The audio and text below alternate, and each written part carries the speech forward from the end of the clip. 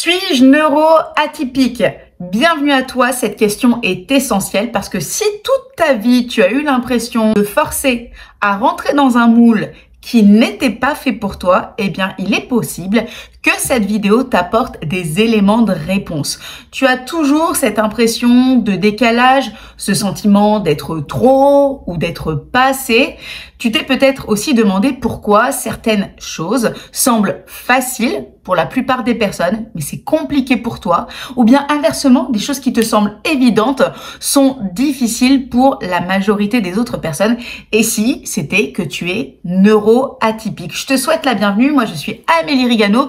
Je suis coach et mentor spécialisée dans l'accompagnement, la valorisation des hauts potentiels, des profils neuroatypiques. Je ne me mets pas dans la peau d'un psychiatre, je ne suis pas psychiatre, je me mets dans la peau de cette coach et de cette mentor parce que ce qui compte pour moi, c'est que tu sois épanoui, que tu sois bien dans ta vie et que tu révèles tes grands potentiels. Ensemble, dans cette vidéo, on va poser les vraies questions, celles qui font tilt et celles qui vont t'aider à comprendre si ton cerveau fonctionne différemment et si tel est le cas, comment en faire une force. Pour vulgariser un peu le phénomène, la neuroatypie, c'est quand ton cerveau fonctionne différemment de la majorité des gens. C'est pas une maladie, c'est pas un problème, c'est juste une autre façon de penser, d'appréhender le monde, de ressentir les émotions et d'interagir avec le monde en général et les individus en particulier.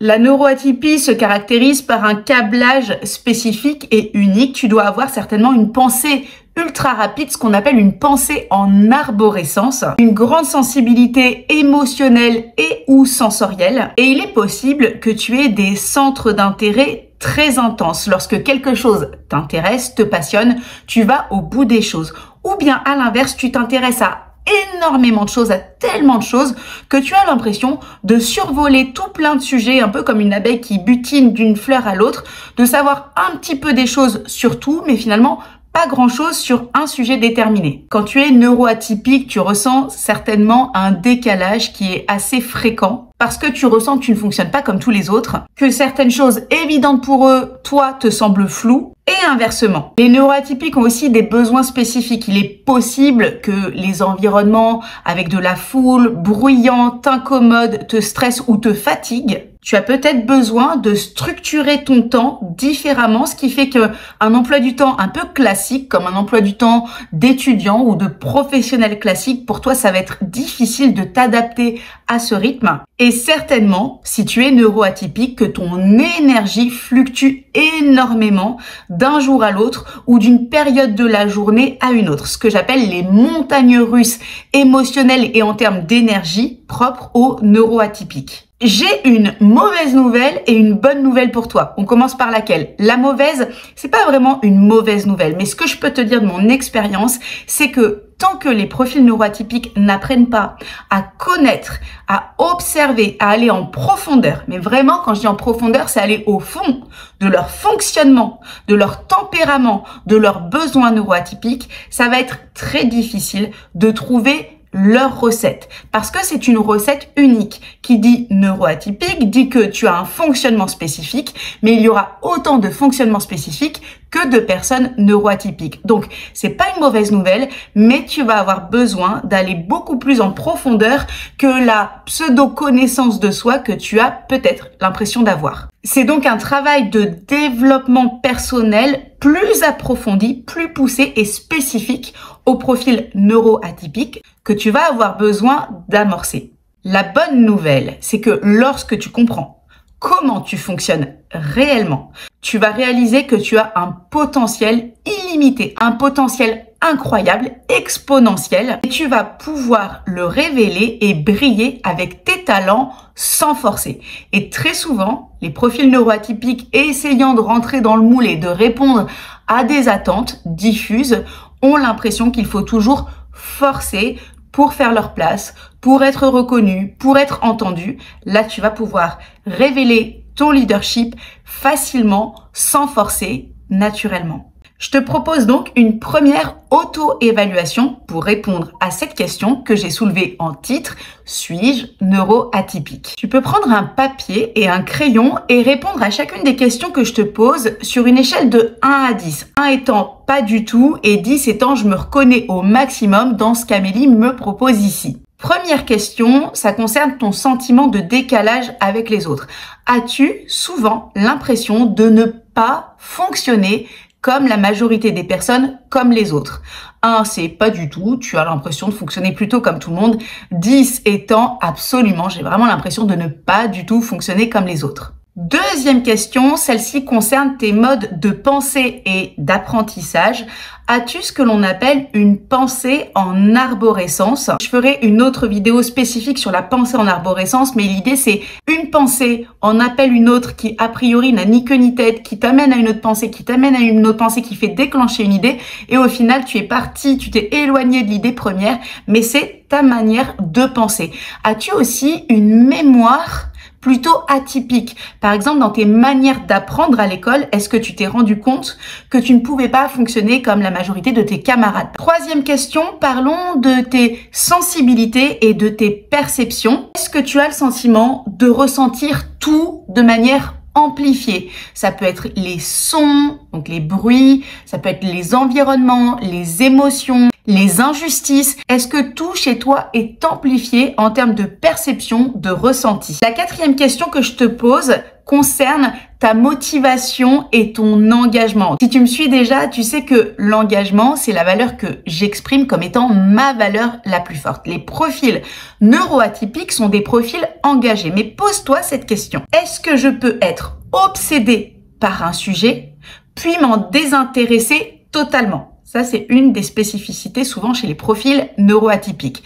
Est-ce que je suis obsédée par un sujet, vraiment à fond dans ce sujet, et il est possible qu'à un moment donné, tu t'en détournes complètement? Questionne-toi aussi sur ton rapport au temps et à ton organisation. As-tu un fonctionnement, un rapport au temps, un rapport avec la manière de structurer tes tâches, de t'organiser qui est spécifique et qui n'est pas, je dirais, dans la norme? Est-ce que tu es souvent en avance ou bien en retard sur les autres, dans tes réflexions, dans tes décisions, dans tes actions? Autre question concernant tes relations aux autres. As-tu du mal avec les codes sociaux? Est-ce qu'on t'a reproché depuis toujours que tu ne rentres pas dans les convenances, que tu n'as pas les bonnes manières, que tu ne respectes pas les bons codes sociaux? Ou bien à l'inverse, es-tu un véritable caméléon social? Tu arrives à t'entendre avec tout le monde, à rentrer dans tous les environnements, mais lorsque tu regardes à l'intérieur de toi, tu sens que tu es un caméléon, donc que tu forces, que tu n'es pas toujours authentique et naturel et peut-être que tu t'épuises. Et dernière question pour aller voir si tu es une personne neuroatypique, celle-ci concerne la gestion de ton énergie. Es-tu une personne qui alterne et oscille entre des phases d'hyperactivité physique et ou mentale et des phases d'épuisement physique et ou mental absolu? Souvent, ce qui caractérise les profils neuroatypiques, ce sont ces montagnes russes en termes d'énergie, d'émotion, d'investissement. Est-ce que tu te reconnais dans cette alternance entre des phases d'énergie très haute et d'énergie très basse? Tu vas pouvoir compter les points que tu as indiqués et bien sûr, calibrer déjà par toi-même pour voir si tu as un score élevé. S'il s'avère que tu es neuroatypique, bienvenue au club. Ce n'est pas un problème, je dirais même au contraire, parce que moi, ma mission, c'est de valoriser, de montrer que les profils neuroatypiques sont bourrés de potentiel et de talent. Juste, garde ceci à l'esprit, tu as des besoins spécifiques. Parce que personne ne nous apprend à nous connaître en tant que profil neuroatypique. On apprend la connaissance de soi plus ou moins si on s'intéresse à ce sujet précis, mais personne ne te donne des indications spécifiques si tu es un profil neuroatypique. Et surtout, personne ne te dit comment optimiser ton fonctionnement. Personne, sauf moi, parce que c'est mon métier, c'est ma mission, c'est ma vocation, tu es au bon endroit. Mon métier, c'est justement de t'accompagner. Si tu ne le sais pas encore, j'ai créé une académie, l'Apitic Academy, qui est un parcours de 9 mois, un parcours de coaching exclusif et un parcours dans lequel tu apprends en profondeur comment tu fonctionnes en tant que profil neuroatypique, leader, visionnaire, et tu vas apprendre à déployer tes grands potentiels. Parce que c'est vrai que jusqu'à présent, tu as pu avoir l'impression que personne ne te comprend vraiment et qu'on te demande plutôt de te suradapter en permanence. Et même si tu n'as pas quelqu'un qui t'a demandé précisément de te suradapter, c'est le fonctionnement intuitif et naturel des profils neuroatypiques. Oui, parce que lorsque tu n'es pas la norme, la majorité et que tu es l'exception, tu comprends que c'est généralement toi qui dois t'adapter. Mais à quel prix? Et souvent, le prix pour les profils neuroatypiques, c'est le prix de tes potentiels. Et je vais te dire quelque chose de très fort. On ne peut pas briller en fonctionnant contre soi-même. Je te le répète, on ne peut pas briller en fonctionnant contre soi-même. Tu as donc besoin de te connaître, de devenir ton meilleur allié. Et c'est alors que tes potentiels vont se révéler et que tu vas briller, éclore comme un diamant qui est mis au jour. Il s'avère que tu découvres que tu as un profil neuroatypique. Je te donne les 4 stratégies de base dont tu as besoin pour avancer d'ores et déjà. La première, c'est d'accepter parce que tout commence par l'acceptation. Tant que tu es en lutte, que tu es dans le déni, que tu ne veux pas, que par exemple tu as peur de ce qu'on appelle les étiquettes, il ne s'agit pas de te mettre une étiquette, il s'agit d'accepter, de te comprendre et de commencer à relire peut-être ton parcours, ton histoire, tes luttes, mais aussi tes victoires au travers du spectre de ta neuroatypicité. La deuxième stratégie très importante, et ça j'insiste dessus parce que lorsqu'on est un profil à haut potentiel, on peut avoir, et ça a été mon cas longtemps, l'impression de ne pas avoir forcément besoin de s'entourer de personnes qui fonctionnent comme nous. Alors déjà, la première chose, c'est que tu vas remarquer, une fois que tu as compris que tu es toi-même neuroatypique, tu vas regarder dans ton entourage très proche les personnes avec lesquelles tu t'entends très bien.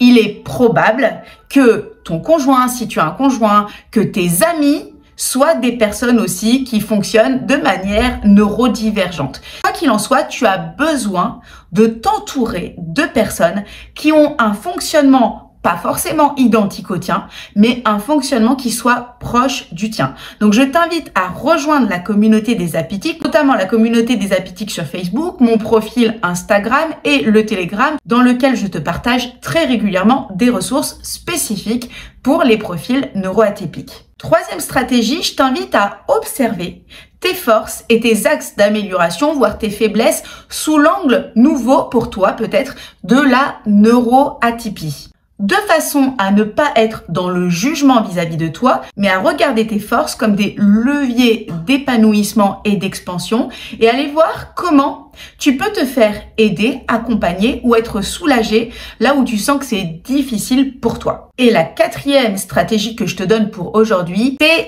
d'accepter tes besoins spécifiques. Une fois que tu as compris que tu es neurodivergent, tu vas aussi pouvoir admettre que tu as des besoins qui sont aussi différents de la majorité des personnes. Ça peut être en termes de fatigabilité émotionnelle, mentale, des besoins de te ressourcer en t'isolant parce que peut-être que le bruit, la foule, ça te fatigue. Tu as besoin certainement d'un environnement spécifique et tu vas réaliser que tu as des modes d'interaction qui sont propres à toi, qui sont spécifiques à toi. Et c'est pour ça que je te dis, c'est aussi important de t'entourer de personnes neurodivergentes parce que tu vas réaliser que tu n'es pas un ovni, que tu n'es pas tout seul à fonctionner comme ça, mais que forcément, si tu es entouré de personnes qui ne sont pas neuroatypiques, tu as l'impression d'être vraiment à part, ce qui n'est pas le cas. Et évidemment, ce que je viens de te partager, ce sont des clés. Et c'est un résumé, alors je t'invite à explorer plus loin. N'hésite pas à partager cet épisode, en particulier à tes proches qui sont concernés par la neurodiversité. Je t'invite à liker, à t'abonner, à commenter. Ça me fait toujours plaisir d'interagir avec vous. Et rappelle-toi, tu n'es pas seul et surtout tu es exactement comme tu es censé être.